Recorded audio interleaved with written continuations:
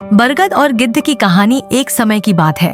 एक घने जंगल में एक विशाल बरगद का पेड़ खड़ा था। उसकी छांव में कई जानवर और पक्षी निवास करते थे।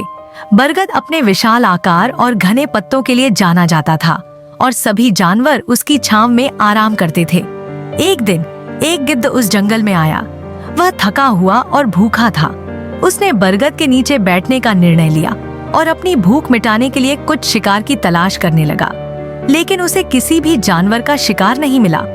गिद्ध ने बरगद से कहा, हे बरगद, तुम इतने बड़े और शक्तिशाली हो, तुम्हारे नीचे मुझे शिकार क्यों नहीं मिलता? बरगद ने उत्तर दिया, मैं तुम्हारी मदद नहीं कर सकता, मैं तो केवल शरण और सुरक्षा प्रदान कर सकता हूँ। गिद्ध ने सोचा कि बरगद अपनी शक्ति का इस्तेमाल नहीं कर रहा। उसने कहा, अगर तुम चाहते तो तुम अपनी छांव में जानवरों को रोक सकते थे। बरगद ने मुस्कुराते हुए कहा, मैं सभी को शरण देता हूँ, लेकिन मैं उन्हें नहीं रोक सकता। हर जीव का अपना भाग्य है।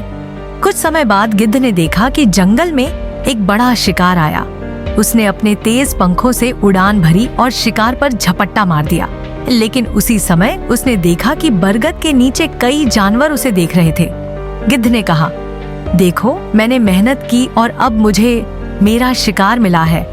बरगद ने शांत स्वर में कहा, सच्ची सफलता मेहनत और धैर्य से आती है, न कि दूसरों पर निर्भर रहने से।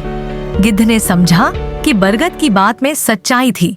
उसने तय किया कि वह अपनी मेहनत और बुद्धि का उपयोग करके ही अपने लिए भोजन प्राप्त करेगा।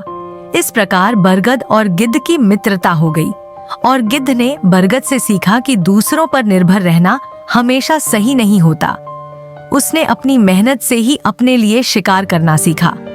इस कहानी से हमें यह सीखने को मिलता है कि मेहनत और आत्मनिर्भरता सबसे बड़ी शक्तियां हैं।